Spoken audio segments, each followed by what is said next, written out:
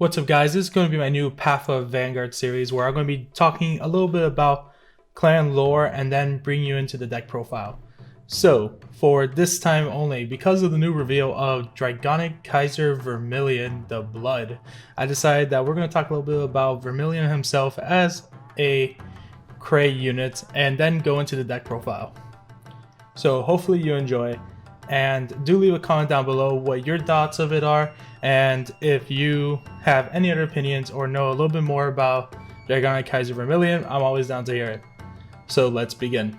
Dragonic Kaiser Vermillion, as known by most in Cray, is the commander of the 1st Air Force Division in Dragonic Empire known as Narukami. His strength is said to be even greater than that of Dragonic Overlords and that of Dragonic Descendant. He went from being a stealth assassin to frontal fighter, where most of his efforts have been seen to be increasingly dangerous as his Vermillion thunderbolts compared to that of apocalyptic lightning during ancient times of Cray.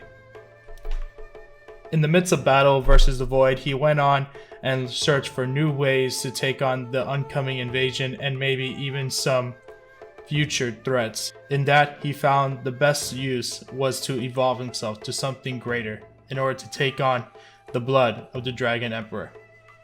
In this sense, this is where he became Dragonic Kaiser Vermillion, the Blood, transformed from drinking the blood of the first Dragon Emperor. The blood gives immeasurable power that can kill weak opponents by just flaring up their aura. With others, even though it's a little bit tedious, they are taken out by the pure wrath of Vermillion. The downside of the elixir is, even with immeasurable power, it takes the bearer's life in exchange. Vermillion believes that death is unworthy of its fear, as his only fear is losing in the midst of battle. So coming with that, we look into the new card Dragonic Kaiser Vermillion, the Blood. Counterblast 1, put a card from your hand into your soul during main phase, and you're allowed to give him plus 5k and an additional drive. Then, if the card that was put into soul was Dragonic Kaiser Vermillion, he gains an additional plus 10k and a critical. His second skill is Soul Blast 1 Kaiser from your soul, and you're allowed to give your Vanguard an additional drive, but at the end of the turn you have to take 1 point of damage. As you guys can see here, looking at the lore and comparing it to the card, what he's become has been immeasurable power at the cost of immeasurable pain. So onto the deck profile. I kind of was a little bit deciding on how this deck was going to run. I knew the Vanguard was going to be the first attack from its skill. It already kind of resembled that idea. I originally was going to run criticals in the deck and then later decide fronts, but overall all that came in onto a rush because I had to get this ready for a video for someone, and I kind of figured it out, and it was immense. There's still a lot of changes you could do to the deck, but I think this is right now the main idea of how the deck is meant to run and what will be most likely ran in it. So to begin is our ace, the card we just got revealed as of recently, Dragonic Kaiser Vermillion, the Blood. His skill again is Counterblast 1, put a card from your hand into soul. He gains plus 5k power and an additional drive. Then if the card put to soul is Dragonic Kaiser Vermillion, he gains plus 10k and a critical, as well as being able to attack the front row. Now, his skill is kind of, oh, it's better Vermillion, but now when you look at it, you're like, okay, additional drive, what's interesting, and what's his second skill? Well, his second skill is actually where the deck kind of takes a turn, because you can take advantage of the second skill, but at the cost of, knowing what it's going to do to you. So his second skill is Soul Blast 1 Kaiser unit from your soul, and he gains an additional drive. But at the cost of doing so, you take a damage at the end of turn. So guys, if you were to be very frugal of how much you Soul Blasted and waited till your final turn to Soul Blast all of your Kaisers, I think you'll be going for like around 6 to 9 dry checks. And take all that damage and lose anyway. So it's kind of scary, not gonna lie. Like that's a scary skill, thinking like your opponent's getting all these dry checks early and knowing that this is not like old times where the Purge did this and all there was crits and draws and stands. All right, We're in a time now where the card that you can dry check is a front trigger. A card that can give anything in the front row plus 10k. Like, that's a little scary. But overall, this is kind of where the deck takes its focus from. So these dry checks are going to be great. These damages are going to suck, but how do you manage them? And what I decided to do was focus one at a time. If I'm at 2, probably take 1 more damage. If I'm at 1, take 2 damage. You just have to be wary of what you're fighting. Now, continuing on to the deck profile, we have 4 Dragonic Kaiser Vermillions. His skill is not going to be a main focus, but if you're curious, it's Counterblast 2. This unit gains plus 5k and a critical, and if your opponent has 2 or more rear guards, it attacks the front row instead of the critical. So you see it's kind of similar to the first ability, but it's a minus if they have 2 units or more. Vermillion I don't think is that great, guys. Like, you know, you're not going to use him for his skill at all. He's just there for his name, going into soul for the blood.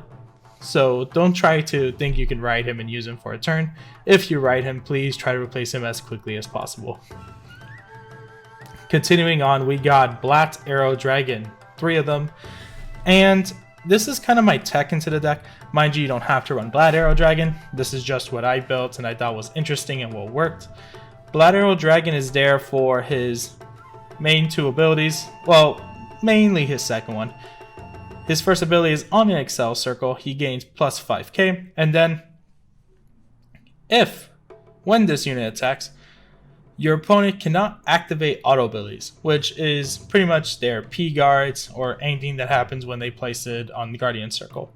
This is my kind of spicy tech in here because we are taking advantage of front triggers in this deck. So how big I can get this would also determine how useful it is for giving me the game. Very simple card, and there's not much to it in that. Continuing on, we run 4 Plasma Catapult Dragon. Yes, guys, we're running an Eradicator in a Vermillion deck. Now, mind you, this is actually probably one of the few Eradicators that does not need an Eradicator name, and we are taking full advantage of that. As you guys can see, his skill is almost similar to Berserk Dragon because his skill is Counterblast 1, Soul Blast 1, bind one of your opponent's front row units, and then your opponent chooses a unit from their back row and moves it to an empty front row rear circle. Guys, where Berserk Dragon is on his last part of his skill. If it's on Vanguard circle, it draws a card. Awesome. It's great. Alright. Being able to draw some cards and not lose a hand before going into the blood is 100% things that you guys need to think about doing. Alright, you need the cards in hand. You need to be able to guard because, you know, you're taking your own damage. You need to guard your opponent's attack with this deck. And whatever you can do to get it, you should do it. Now, continuing on, we run 4 of the new Spark Arrow Dragon. His skill is Soul Blast 1. Retire this unit, search your deck for a Kaiser Vanguard if your Vanguard is also Kaiser, and write it. Then, if you did this skill, when your opponent's units would be retired, they are bounded instead. So this is actually kind of good because now you make use of cards like Rising Phoenix or any other card in the game like Mighty Bolt that requires something to be bounded, and they will gain the additional power. This does kind of sound like a cheap way to get the Narukami ability into the deck, but you know, we digress. We see what we got and see what we can do with it. Continuing on, we run 3 of my other tech into the deck, Martial Arts Dragon, and his skill is Counterblast 1, bind one of your opponent's units in the front row, and then his second skill is he gains 5k for every attack that does not hit. Yes, that's right, we're saying does not hit. The reason why we're running a card that says does not hit is because we know we are an Excel deck. Attacks that are lower, that are 5k or 10k guard for our opponent, are going to be guarded. So we're going to take advantage of those efforts and power up our Martial Arts Dragon overall. This is actually right next to Black Arrow Dragon as killer cards in this deck. Cards that we want to win us the game or to freak our opponent out that they will not have enough to get ready for that attack. But overall, solid card. Should be ran in this deck. It's probably most likely the staple of this deck right beside Plasma Catapult. Okay, on to grade 1s. We run 4 Thundervolt Dragon, the new card for Dragonic Kaiser Vermillion the Blood. His skill is when placed on Vanguard or Rearguard Circle, you're allowed to check top 5 cards of your deck for a Spark Arrow Dragon or a Dragonic Kaiser Vermillion, and add it to your hand, but at the cost you have to discard 1 card from your hand. So it's kind of similar to those cards that let you search, like the Mordred Masquerade card and things like that, but it does require you to discard a card, which kind of sucks a bit because you don't want to discard too many cards from hand because you want to be able to generate more. But what does make it useful is that this is grade 1 right beside Mighty Bolt Dragoon that's going to allow us to thin out the deck, with also Spark Arrow thinning out the Bloods as well. So that's a total of 3 cards that we have that are filtering cards out of deck, so that all we can leave is triggers and other cards that we weren't able to get out. His second part of his skill is when your Vanguard's attack hits, he gains an additional plus 5k. That's right, guys. So now we have a card that's giving us abilities just because it's attacking the front row. We're going to be able to give him 5k as well. Kind of the opposite of Martial Arts Dragon, but it is kind of generating the same goal at the end. With this, it can be used as a front row or rear guard back row unit.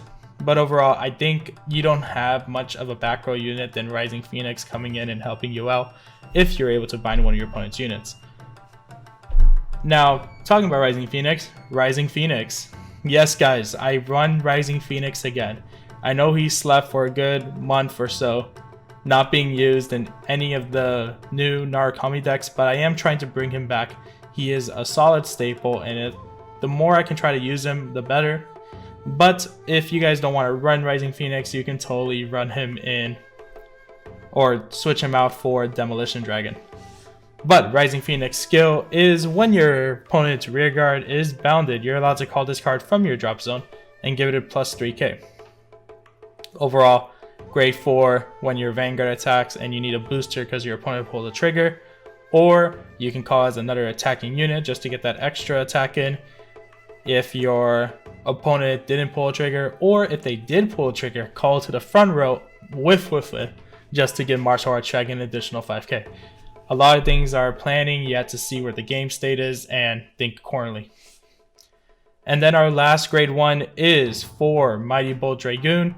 Yes, guys, we're running the Stride Enabler once again. His skill is continuous. When your opponent's units are bounded, he gains plus 5k. And also, when placed on Vanguard or Rearguard Circle, check top 5 cards of your deck for grade 3, add it to hand, and discard 1. So, another card filtering. We can get that Bladder Arrow if we need it. We can get that Vermillion if we didn't get it from the other grade 1. Or we can get the Blood because we don't have the Blood yet for next turn. A lot of ways to play the deck, a lot of ways to think, and a good card that we're going to be most likely discarding is going to be our Rising Phoenix. So overall, a little bit of good synergy happening here, kind of similar to back when D-Tonics was around. But I do think that this deck is showing a little bit of like more synergy than most Narukami decks. But even though Vanquisher is doing very solid right now, so I'm not hitting on that. I actually love Vanquisher. But now going on to trigger units. For trigger units, very simple. We're running 4 heal triggers, 6 front triggers, 4 of the P-Guard draw, and 2 more draw triggers. A total for 16, 6 draw, 6 front. Overall, guys, if I'm attacking with the Blood and I'm going for final turn, I'm going to Soul Blast as many Kaisers as I can to maybe 6 or 7 dry checks, and the more fronts I get, the better, because I am killing that turn. This deck, you can probably say, is similar to God Hand from Nova Grapplers, because its abilities are almost trying to convey the same thing. Any fronts I get, power the front, and then I have Martial Arts gaining power, or my other grade 1 affecting auto abilities. So, overall, the deck is very similar to its lore. Something I did want to kind of talk about. It is hurting itself to gain more drive checks and things like that. And how it kind of intertwines is very interesting because you don't see that in a lot of decks. They don't represent their lore. and this deck right now is showing a lot of like promise to what to expect for the future of Bushiroad in Cardfight Vanguard, but you know, this is just my guess. But guys, I hope you're enjoying Path of the Lightning, because our next Path of the Lightning video will be covering Eradicator Dragonic Descendant, and then following that will be Dragonic Vanquisher. And also guys, with these Path of the Lightning videos will lead us to a man versus Vanguard challenge, where we'll be challenging someone within the YouTube or Twitch community to a Vanguard match based on mirror matches, where I will be most likely doing Narukami versus Narukami. But guys, if you want to see a video with this deck in action against anything, you can catch it actually today, because I did a proxy fight recently with Top Deck Heroes with Philip, and it was Dauntless Dry Dragon versus Vermillion the Blood. So check that out and hope you guys enjoy. But overall, glad you guys came in and watched Path of the Lightning. If you liked the video, please leave a like down below, subscribe if you like, and actually give me some comments on what you guys think, because I am trying my best to do some YouTube. I know my voice is not there yet, but maybe going further on, I start developing a nature to this. But glad you guys watched, and see you in the next one. Peace, and thank you for coming to the dojo.